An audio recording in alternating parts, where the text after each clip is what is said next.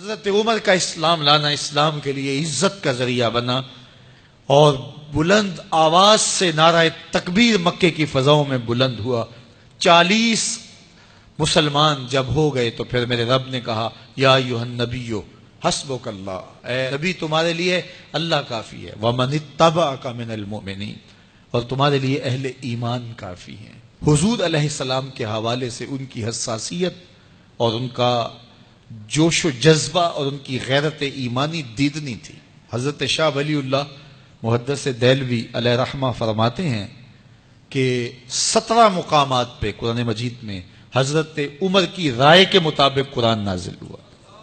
یہ اللہ نے حضرت عمر کو شان عطا فرمائی۔ اور پھر جب حضور علیہ السلام کے وصال کے بعد حضرت عمر سیدنا صدیق اکبر کے وصال کے بعد بھی تخت خلافت پہ بیٹھے، 22,55,000 مربع میل پہ آپ کی حکومت کی حدود پھیل گئی، اور حضرت عمر کی حکومت صرف انسانوں پر نہیں تھی، عمر کی حکومت پانیوں پر بھی تھی، عمر کی حکومت آگ پر بھی تھی، عمر کی حکومت ہواؤں پر بھی تھی، اور عمر کی حکومت دھرتی پر مٹی پر بھی تھی۔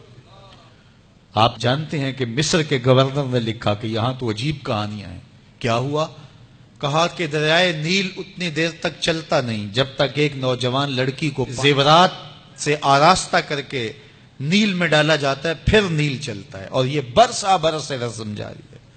تو حضرت عمر کے پاس جب یہ پیغام پہنچتا ہے تو حضرت عمر نیل کو خط لکھ رہے ہیں، بسم اللہ الرحمن الرحیم، مصر کے نیل کے نام عمر کا خط، اور آگے لکھتے ہیں اے نیل اگر تو اللہ کے حکم سے چلتا ہے تو چل، ورنہ تیری کوئی ضرورت نہیں ہے۔ اور رکا لکھ کر کاسد کو دیا، جا کے یہ دریائے نیل میں ڈال دو۔ اللہ اکبر، جن کے رکے دریا بھی مانتے ہیں، پانیوں پر بھی حکومت ہے۔ اور نیل میں جب وہ رکا ڈالا گیا، نیل ایسا چلا آج تک کبھی رکا ہی نہیں ہے۔ پانیوں پر حکومت، ہواؤں پہ حکومت۔ مسجد نبوی کا ممبر ہے، عمر خطبہ دے رہے ہیں، عراق کے علاقہ نہاون میں جنگ ہو رہی ہے، مدینے سے 1 مہینے کی مسافت ہے، 1 مہینہ مسلسل چلیں تو نہاون آتا ہے۔ حضرت عمر خطبہ دیتے دیتے درمیان میں جملہ معترضہ کا، یا ساریہ الجبل، اے ساریہ پہاڑ نہ چھوڑنا۔ لوگ حیران ہیں کیا ماجرا ہوا کہ ہم سے مخاطبہ ہے، ساریہ نہاون میں ہے، اور کہا ساریہ پہاڑ نہ چھوڑنا۔ 1 مہینے کے بعد جب وہاں سے قاصد آیا، اس نے کہا اللہ نے فتح دے دی۔ کہا کیسے؟ کہا پہاڑ کو چھوڑ کر دشمن پر ٹوٹنے لگے تھے، آگے بڑھنے لگے تھے، ان پر حملہ آور ہونے لگے تھے۔ اچانک عمر کی آواز آتی، پہاڑ کو نہیں چھوڑنا، کیونکہ اگر ہم پہاڑ کو چھوڑ دیتے دشمن پیچھے سے حملہ آور ہونے کے لیے تیار کھڑا تھا۔ تو کہا بس ہم پہاڑ کو اپنی پشت پہ پھیر رکھا، اور اللہ نے اسی دن ہمیں فتح عطا کر دی۔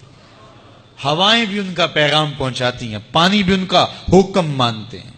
اس زمانے میں فائر بریگیڈ سسٹم نہیں تھا، لیکن ایک آگ بڑھتی آ رہی ہے شہر کی طرف، لوگوں نے حضرت عمر کو بتایا، امیر المومنین آگ پھیلتی آگے بڑھتی چلی آ رہی ہے اور شہر کو اپنے قابو میں لینے والی ہے۔ عمر اپنی چادر اتارتے ہیں اور حضرت تمیم داری کو دیتے ہیں، کہا یہ چادر لے جاؤ اور ایسے ایسے کرو، آگ پیچھے بھاگتی چلی جائے گی۔ تو چادر ہلاتے جاتے ہیں حضرت تمیم داری، اور آگ پیچھے بھاگتی چلی جاتی۔ مٹی بھی حکم مانتی ہے۔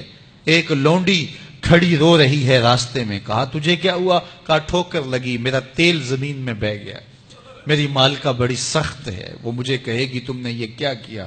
عمر درہ زمین پہ مارتے ہیں، فر الارض الم عادل علیک، زمین عمر نے تیری چھاتی پہ عدل نہیں کیا؟ تو عمر کے ہوتے ہوئے اس کا تیل پی جائے؟ زمین تیل باہر نکال دیتی ہیں، فرماتے ہیں ڈال لے اپنے برتن میں۔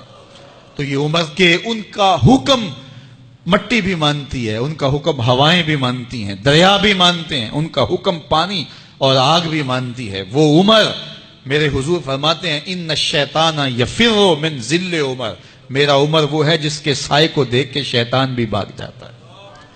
حضرت عمر رضی اللہ تعالیٰ عنہ نے ایک بہترین نظم و نسق دیا اور امور سلطنت کو اس انداز سے منظم کیا۔